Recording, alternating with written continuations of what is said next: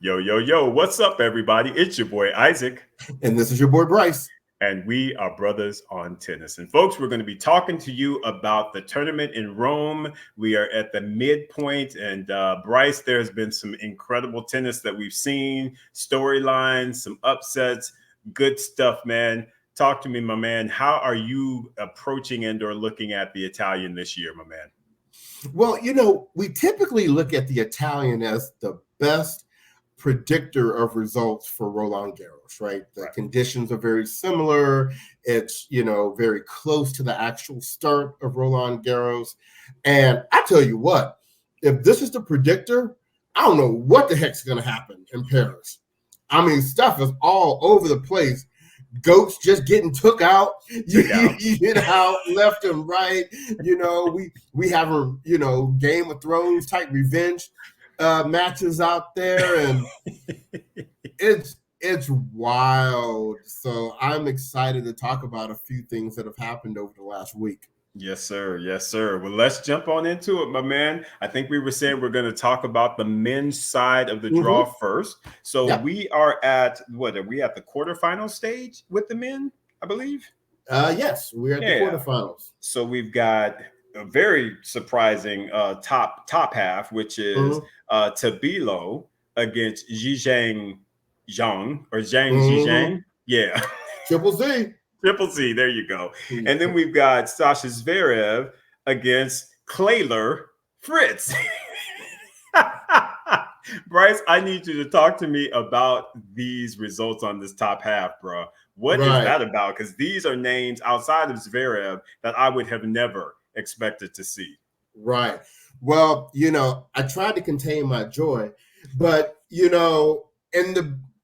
I remember looking the night before, seeing who Djokovic was going to play. And I saw the Tabilo or whatever his name is. I guess I better start learning how to pronounce his name. Or maybe not. And so I was like, ooh, Novak going to use and abuse this dude. Ooh. So I didn't even put any focus. And I remember the next day just scrolling, looking at the results, and being like, wait a minute, not only was I thrown off by the fact that Novak took the L, right? Yeah. But 2 and 3? 2 and 3, bro. 2 and 3. Like, come on, that water bottle wasn't that hard. Well, and that's the thing. And so to qualify for some of the folks who may not have heard the news, but I'm sure a lot of people have, what ended up happening was when Novak came out of his match with Corentin Moutet, he was signing autographs. Unfortunately, there was a fan that was sort of leaning over the balcony that had a water bottle in the bag. As he was leaning over, the water bottle slipped out. And unfortunately, it conked Novak on the head pretty good. It caused blood, caused some stuff. So apparently there was a little bit of, concern there, concussion protocol and stuff like that were brought up. But we never thought that it would be like this impactful. Because like you said, Bryce, I thought Djokovic was going to go out and use and abuse to be like. Right. And the fact that he lost by 2 and 3. Yeah. That water bottle definitely did it did some work. Because, man. Well, and Isaac, this continues the conversation about how legitimate of a threat is Novak for Roland Garros. Now, granted, the fact that he's the all-time Grand Slam singles champion win puts him in that group of names you have to mention. Yes. Period, right?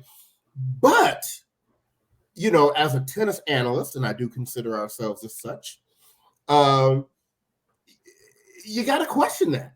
Yeah. You have to. You absolutely have to question that because we haven't seen any matches from him. And yeah, we know Novak's greatness. It's not to be questioned.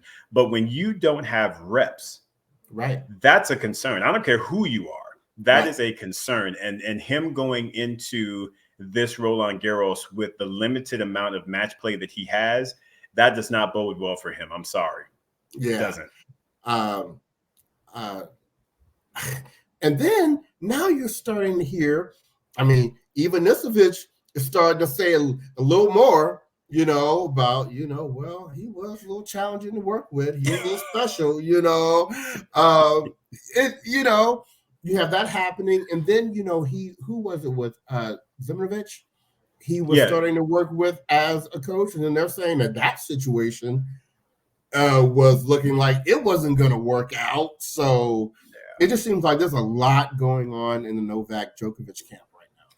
Yeah, there really is a lot of unfortunately not positive stuff. So, we'll see what ends up happening. But at the same time, Bryce, you can't count him out, like you said, as a contender at Roland Garros. So he'll be in the mix, but it'll be interesting to see his path and those first couple matches out of him to see, is he really going to be a threat to pick up yet another Roland Garros? Well, and I'm interested in your thoughts on Tabilo's win that he ended up having over Hachinov. Yeah. Because I think most people were thinking, okay, he might be a little drunk over the Novak win, as is common when you have a big win, right? Absolutely. And that Hachinov was going to come right to ship. And it was a great match. I mean, 7-6, 7-6. But what were your thoughts on that? Yeah, I mean, that to me shows a lot of grit out of Tabilo because, we've all seen his name around and we've seen him play and this, that, and the other. But for him to, again, get a win against Djokovic, regardless of the scenario situation, he got the W. He went out there and got it done. He got a win. And then to come back and play a really tough fought match with Hachinov, 7-6, 7-6, that to me is it shows a lot of great potential for that young man, because to me is the biggest thing about tennis that a lot of folks really don't take into consideration, and that's the mental. A lot of things happen as it relates to your mental fortitude, and for him to be able to go out and get that win against someone like Hachinov, that's nice. What were your thoughts about it, bro?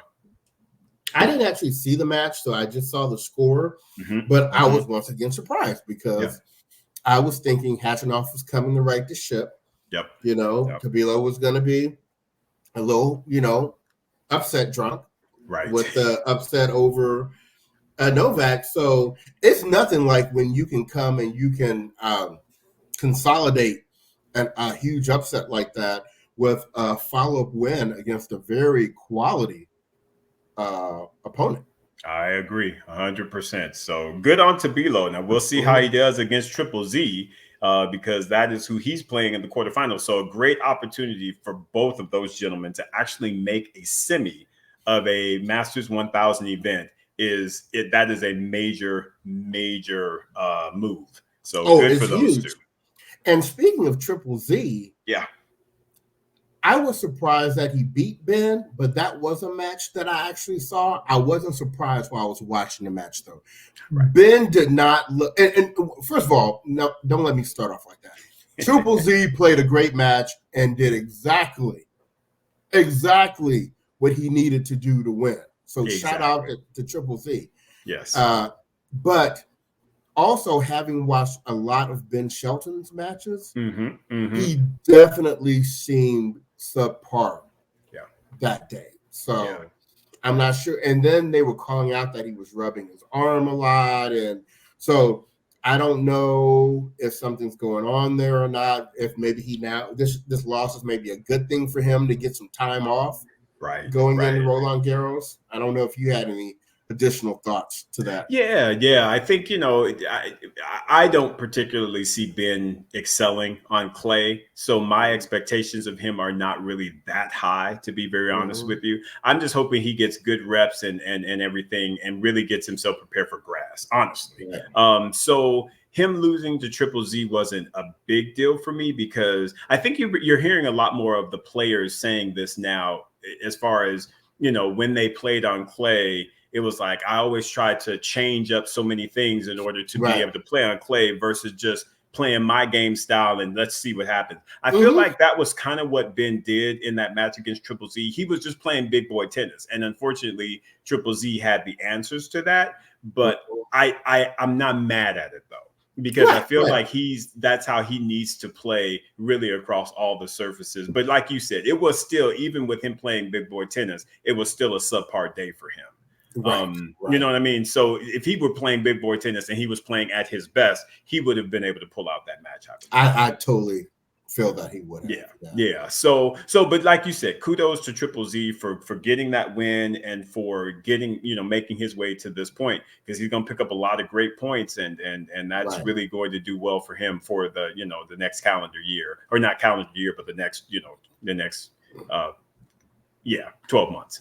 Right. Well, and I tell you what, and he took out Montero, which was a good win. Yeah. But I was surprised that Montero was able to take out Kecmanovic, and maybe Kecmanovic was a little drunk. Yeah, off of the Casper Ruud win. Exactly. Yeah, because that to me was a big victory as well. And it's unfortunate for Casper, because to me he started out his clay court season so strong, and now he's just kind of taking these last 2 L's. I hope that doesn't reflect on how he will do at Roland Garros, because again, let's not forget, folks, he is a 3-time Grand Slam finalist. And 2 times at Roland Garros. And 2 times at Roland Garros. So let us not play around. Casper Ruud has the game to get through and make a big push for this title, especially given, again, everybody in their situation. So hopefully he'll be able to, really peak and show his best at Roland Garros. But like you said, that was a big win for Kecmanovic. But again, like you said, he was probably drunk off the win and ended up not bringing his best against Monteiro. But again, lost 7-6 in the third, so you can't, can't. It wasn't like he wasn't trying.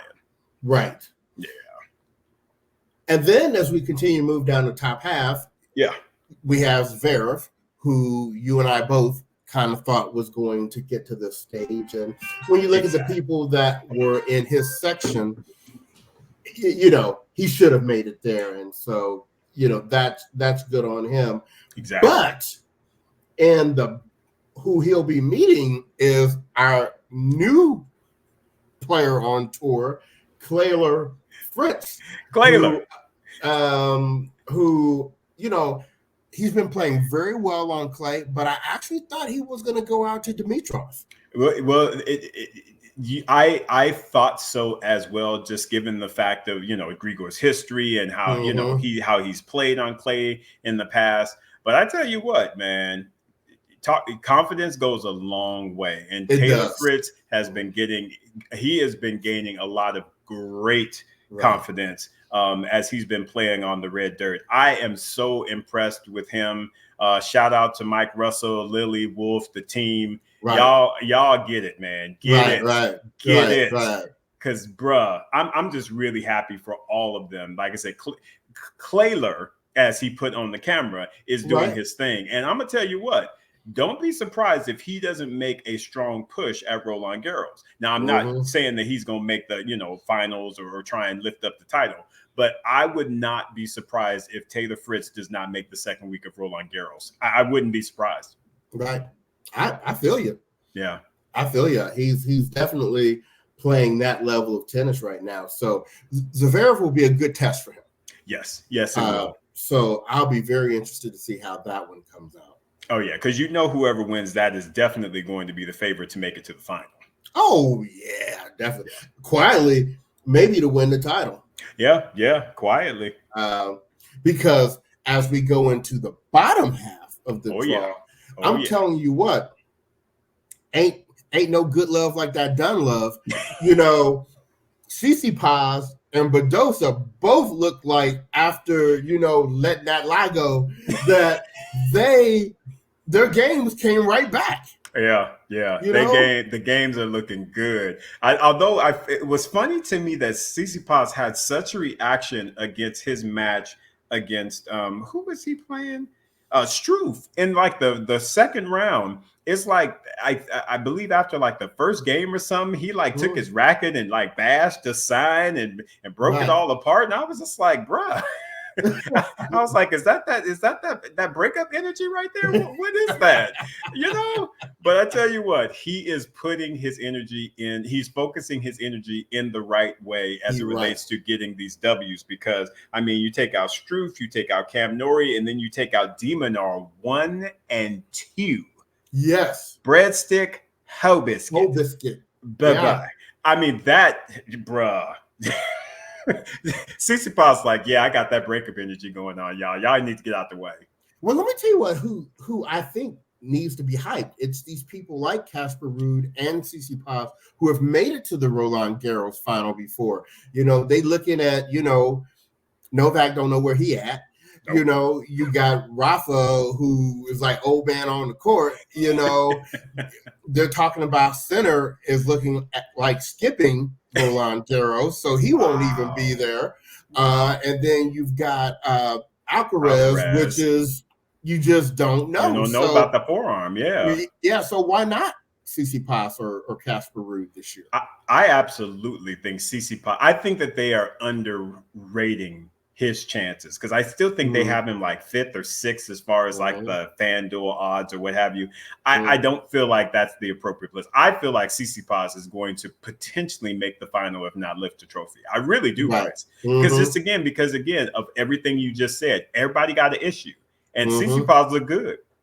Yeah, he does. He got the reps. This is his favorite surface. He's been there before. He had that, totally disastrous, final where he was up 2 sets and Novak came back and took it. He's got all of that motivation behind him. I feel like Tsitsipas is definitely going to be, in the mix. Strong. I agree. Yeah. I agree. Yeah.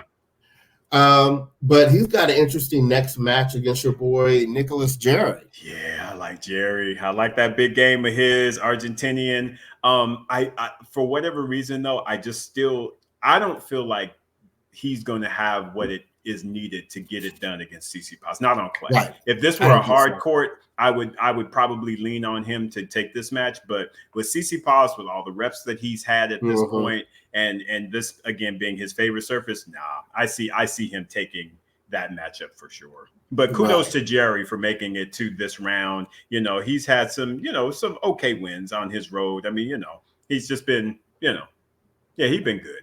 Right. Yeah.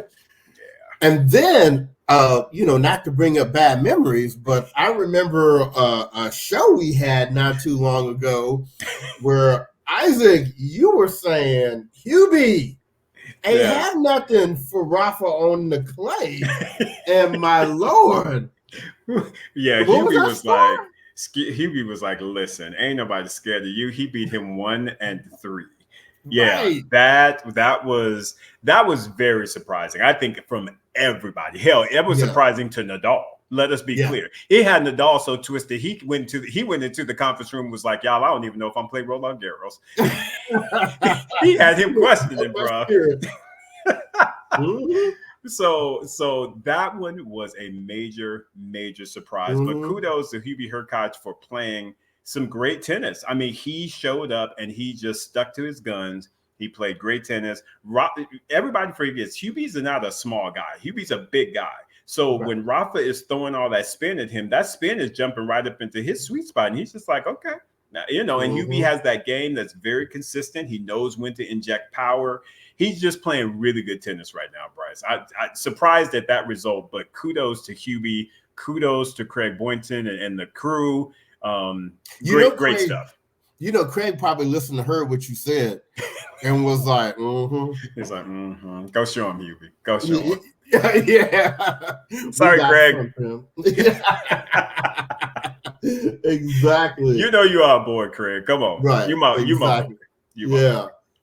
And then Hubie now gets Tommy Paul, who showed Medvedev that he didn't win the Junior French Open for nothing. For nothing. Bryce, I need you to help me with that one. Because Tommy Paul's our dude. That's right. So I was so happy and surprised with that result, but I did not expect for him to give him a breadstick in that first set, though.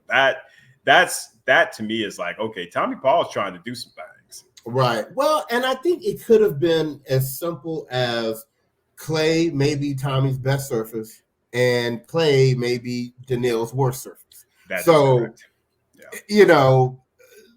I think that may have played a part, as it should, But Medvedev, I don't think, we've had some questions about Medvedev's health as well. So, correct. Sometimes we have to remember that these players go into these warm-up tournaments, and it really isn't always about winning the title. Right. Sometimes people don't want to play 5 matches. Correct. This close to the thing. And I'm not saying that Medvedev didn't want to win, but what I'm saying is there may be some side benefits to him going ahead and losing if that hip is really causing him any issues, and if there's an opportunity for him to get some rest. But for Tommy Paul, who I don't think, I'm not going to put him in no disrespect, Tommy, but I'm not going to really put him in the contender category for Roland Garros. But what he could do is he could position himself to maybe get his first Masters. Absolutely agree. Yeah. And like I said, it's and right now with the draw as we're seeing it, again, you've got him playing against Hubie. So that's going to be a fun battle. We'll see who kind of comes out of that.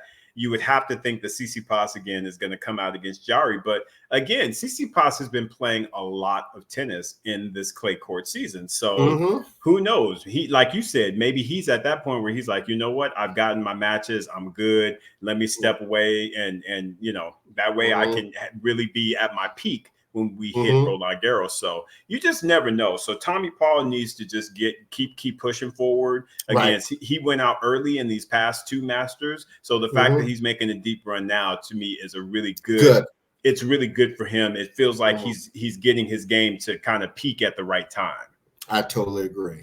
Yeah. So good, Tommy. Just go.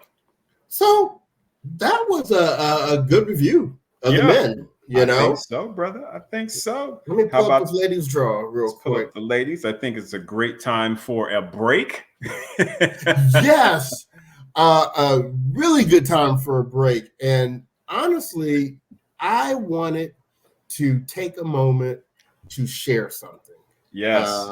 With everyone. And it's one of those kind of funny things where I got to find where it is. Okay.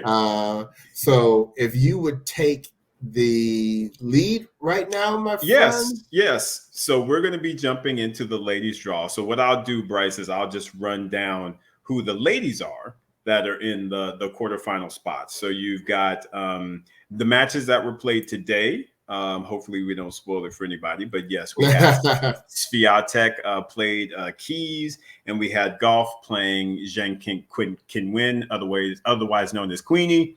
2 very good matches. And then on the bottom half, you've got Azarenka versus Daniel Collins and Ostapenko versus Sabalenka. Yes. So good stuff to happen tomorrow with the other 2 ladies' results. But Bryce, did you find what you were looking for? No, keep it going. Okay. So what we'll do is we'll just go ahead and talk about then the results from today's matches then. So we had Swiatek versus Madison Keys. And once again, Bryce, it's like you said, and I remember you mentioning this a while ago at the start of the year when we were really thinking about, who's going to do good things in 2024. And you put it out there. You was like, my gut is telling me Iga Swiatek is about to work it out. And guess what, folks? Iga Swiatek is working it out. I mean, just had an outstanding final last week in Madrid against Sabalenka. Classic, absolute classic. And now she is here at the Italian. And she played Madison Keys today and she wore her out. I believe the score was 1-3, I believe. Yeah. So unfortunately, but kudos, like you said, let's make sure we give shout outs. Kudos to Madison Keys for having what I would consider to be an outstanding clay court season to this point. I mean, she's, go ahead, Bryce. No, I was going to say much better than I thought it was going to be, Absolutely. So kudos for her making it to the quarterfinals.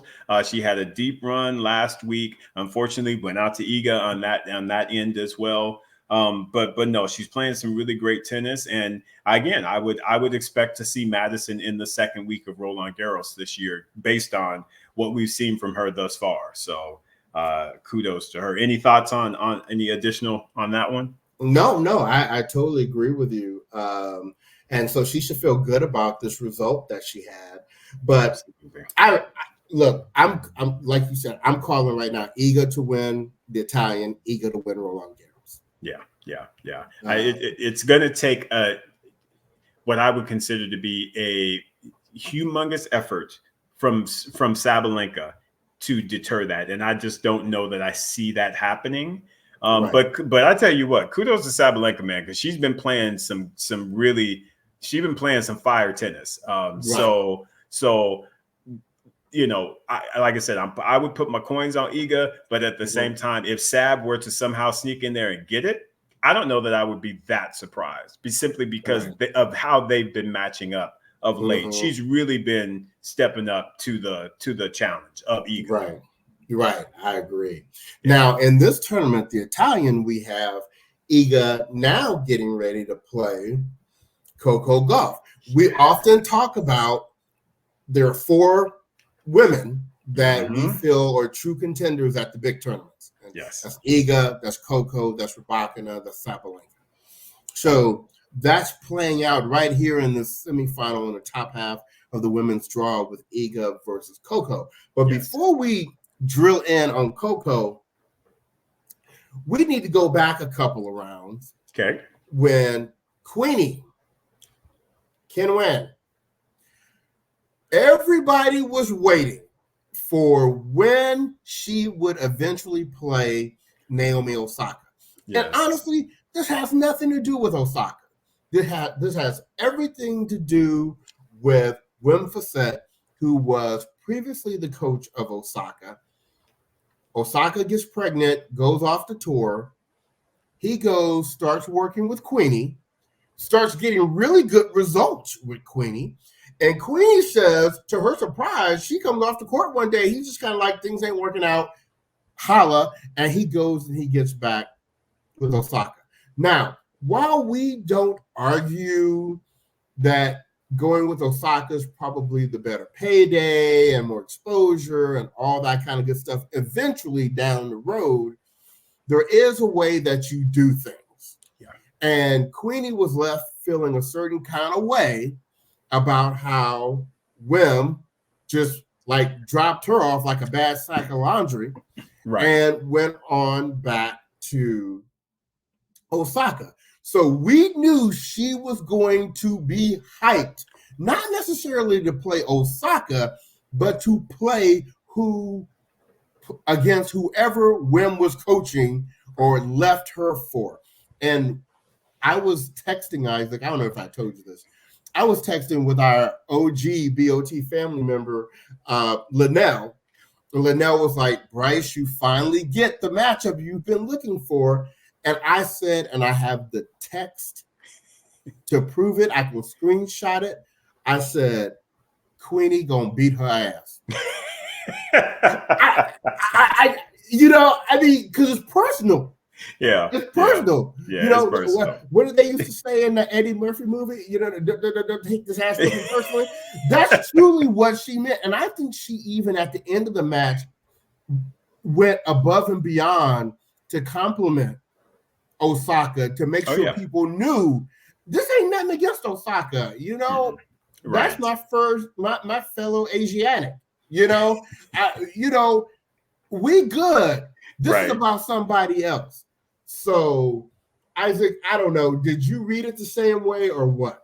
No, absolutely the same way. And it's funny because she talked about, because she went on the FanDuel desk with Prakash and they talked. And one of the things that she was kind of saying was, if it were like a month after it happened or 2 months after it happened, I was fired up. I was in my feelings about it.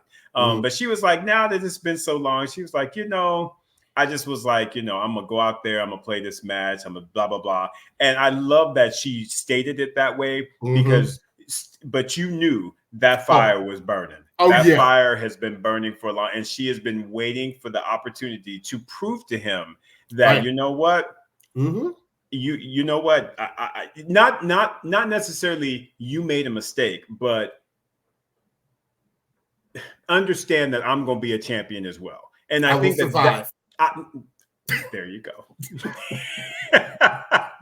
I mean, that's what it is. I mean, Mm-hmm. she was just letting him know that, you know what, I'm gonna be all right without you. I'm gonna be all Mm-hmm. right because I'm gonna be a Exactly. champion. And I honestly feel like, Bryce, remember a long time ago we were talking about, like I said, Sabalenka, and I was telling you, Big Sab is coming. She's about to push Mm-hmm. somebody out that top 10, and she like make some space. I feel Right. like that's the same direction that I see with Queenie. I see Queenie getting up into Mm-hmm. the top 10, slowly but surely making her way into the top 5. And it's going to take a lot to break into that top 4. But I honestly feel like she has the game to do it. It's going to take a little longer, though, to get up with the Right. Cocos, with the Rabakinas, with Sabalenka, with Iga, of course. But I Mm-hmm. do feel like she has the talent and ability to do it. I really do. Right. Right. No, I totally agree. Yeah. And so I thought it was important for like even our followers that they understood, you know, our interest and investment in that match wasn't about voting against Osaka because we never Love vote Osaka. against Osaka. But I was rooting for Queenie because I wanted her to get whatever kind of justice she felt like she needed to get. Because now I do think it's gone. You know, I do think, you know, it's they good. It's move good. It's on. squashed. Yep. Right. It's squashed. And I'll be voting on Osaka every match here forward. Yes. But that kind of speaks to what my mindset was going into this next match. Because while I understood your situation, Queenie, and I was behind you and I wanted you to get that venge, you know, you got it. Hope you felt good about it. Now we need the sister girls to take back over. And so she faced Coco Gauff. Yes. And Coco made sure that she didn't leave hungry. Well, come on now. So made sure she knew what time it was. Gotta know what time it is. And then now we've got this great blockbuster semi of Iga and Coco. And Isaac, I ask you the question. Yeah. Do you see a path for victory for Coco in this match? Well, before I answer that, I want to go back to the previous matchup because let us not forget that there was also a coaching dynamic in that battle as well. Yeah, because right. Coco used to have Parariba in her camp, and then she let him go. I don't know the situation. Again, we had Brad Gilbert come in, and apparently maybe there were too many voices, too many coaches, and she was like, "Para, unfortunately, you draw on the short stick. You gotta let you go." So Para then gets back with Queenie, and so now Para's in Queenie's camp, but yeah, Naomi was like, no. I mean, not Naomi, but Coco was like, yeah, we're not doing that whole Queenie Naomi thing. No. Yeah, I let you go. There was a reason for that. I got this W. Let's move forward. Let's keep it going. Right. But we love Parariba, by the way. And again, Parariba, you are doing a great job with Queenie, so keep up the great work. Yes. So love that. But now getting to your question as far as Iga and Coco. So a couple things, Bryce. And I have been extremely impressed with how Coco has been hitting her forehand in this tournament. She's been getting after it, and she's not afraid to inject power, because to me, that's the forehand that I always want to see Coco Gauff hitting. I hate seeing that forehand where she's falling back and the leg is all up in the air. That to me is one of the most unnerving shots that I can see. And I have not seen that a lot in this tournament. She's hitting through her forehand. She's hitting it with pace. I love that. And she's going to need to do a lot of that against Iga. Here's the thing, though. There's still that issue as it relates to the serve. And I feel like that second serve is just, it causes her a lot of grief. And we all see it. I mean, she hits the doubles, and then she's sitting there and she's just, and it's not allowing her to play the game that she wants to play, that she will need to play against someone like a Swiatek in order to get the W. So I don't know that I see her being able to pull out this match, unfortunately. Not with how her serve is, because again, it's just they've got to step away and work on a kick serve for Coco Gauff, because the fact that I can appreciate that slice serve, but she got to get that kick, Bryce. And like I said, you are the master of the kick serve. That kick serve, you need that kick. So you need that margin. You've got to have that margin. And to me, her second serve does not have enough margin. And that is the reason why she keeps hitting these double faults. And it is so frustrating because she has to rely then on her athleticism and competitiveness to get through these matches. And to me, that's not what you want to see out of the number 3, almost number 2 player in the world. Right. Exactly. I totally agree. So let's see. We'll let them lace them up and see how, it comes out. But that's going to be a blockbuster match for sure. Yes. Now, we're still waiting to see who's going to be in the semis on the bottom half for the women. Right. So in the quarters, we have Azarenka versus Danielle Collins. That's a popcorn match for sure. Yes. Yeah. Because and don't get me wrong, Danielle Collins has been on just fire since, what was it, Indian Wells or whatever. She's just been on fire. And, Danielle is just not, she's just playing just all out tennis because she knows this is her last year on the tour. So she's like, I'm leaving it all out there. She's been able to beat a lot of ladies, but I don't know about Azarenka, though. Azarenka just has that ability to really take you out of your game. Now, on the flip side, Danielle Collins has just been like, I'm just hitting winners every which way. Right. But for whatever reason, Bryce, I just feel like Azarenka might be able to just kind of disturb the groove enough with some of her down the line shots, because she hits down the line shots better than just about anybody on the ladies tour. So I feel like if she can get Danielle off balance, that's going to do her really well. But at the end of the day, you can't go against the hot girl. And right now, Danielle Collins is the hot girl. She is winning everything. So so that's my take on it. What about you, brother? What are you seeing out of that matchup?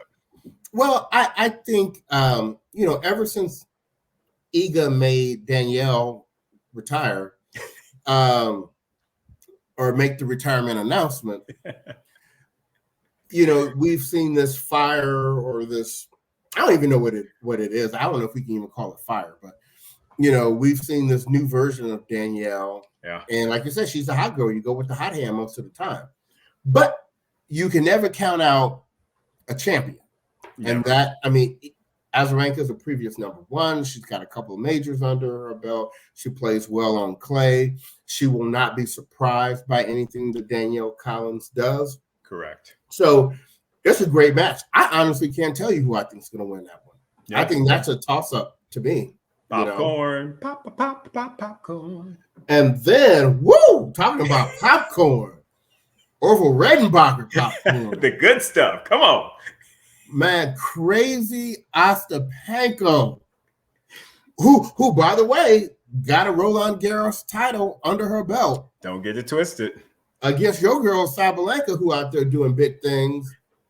How do you see that match going? It's going to be interesting, Bryce, because as we saw in the last match, and so many things. So Big Sab is playing Svitolina.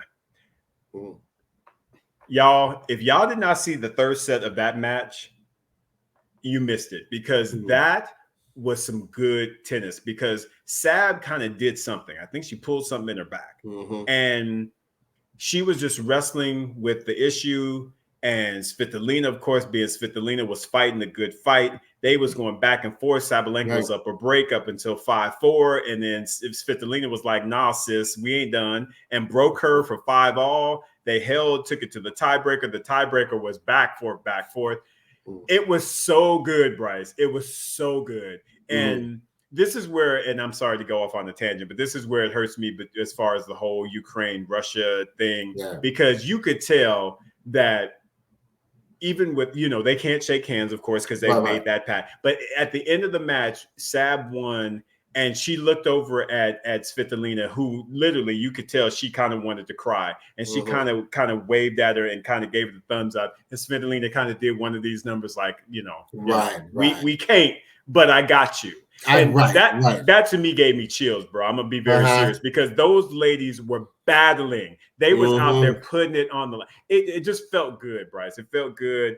But with that being said, Sabalenka had the back issue. So I don't know how she's going to come up. You know what I mean? In this next match. Was it just one of those twinges that she had that goes away and she's 100% for the Ostapenko match? Or is it something that kind of lingers? Because if it's lingering, then I think Ostapenko is going to take this match. But if Sabalenka comes out there in full strength, I think she takes the match. But to me, it depends. But I'm gonna pass it to you. What are your thoughts on this matchup? I think that's accurate. You know, I think a fully healthy Sabalenka wins that match, but she does have to be on her game because Ostapenko knows how to play on this clay. Yes, she does. And she expects to win. Ostapenko expects to win. So, all the time. She really does. And that's what we love about her. That's what we love about her. And I tell you what, we have these people on both sides, the men's and the women's tour, that I guess you can kind of call disruptors. Yeah. And that's what I call Svitolina, because I'm not putting her in my contender category, but I tell you what, whatever section of the draw she's in, she will disrupt. Yes, she will. Absolutely. So I know people are happy that she's getting her ranking up there kind of good. Yeah. So that they don't have to run into her early. For sure. I love me some Svitolina. That was a tough matchup for me because I like both of those ladies. And the fact that, again, they had such a tremendous third set, it just made my heart happy. The fact that they were putting it out there. They just put it all out there. It was like, I'm giving you everything I got. And, you know, I like competition like that. Right. Yeah. So that kind of brings us up to speed with the Italian Open. So please tune in for these final days because all of these matches are really good. And as we're talking about watching tennis, we have a message here from our friends at the Tennis Channel. They wanted you to know that the biggest names in tennis are coming to Paris, and that Tennis Channel Plus is the place to watch the French Open, or as we like to call it, Roland Garros. They're going to be bringing you courtside with 3 weeks of unparalleled access. Every court is live. You can watch on your phone or your smart TV in HD. And the French Open, or like we like to say, Roland Garros, promises unforgettable moments and new chapters of tennis history. So don't miss legends battle, a new generation of talent, or exciting rivalries emerge on the historic clay courts of Roland Garros. You can catch it all with daily live coverage beginning on Monday, May the 20th. Be there when it happens with Tennis Channel Plus. There you go. They're going to be covering it, y'all. Yeah. So, good stuff. Well, Isaac, I think that wraps it up for today's show, but we're going to go bounce on IG Live real quick. And as a reminder, we have a couple things coming up for you guys. We have another great interview coming up this Friday. So tune in to see who that is. And next Friday, Isaac, what will we be doing?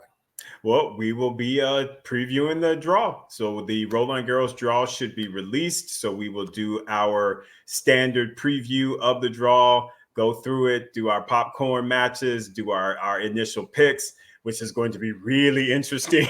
But I am excited about it, as I know you are, Bryce. Roland Garros is going to be fired this year, y'all. So get ready. Get ready.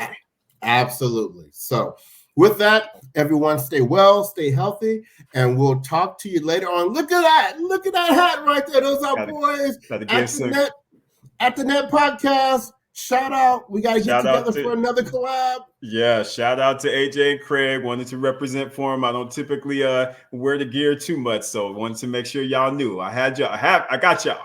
There you go. Those are boys. So on behalf of the podcast, this has been your boy Bryce. And this is your boy Isaac. And we are Brothers on Tennis. Everyone, stay well.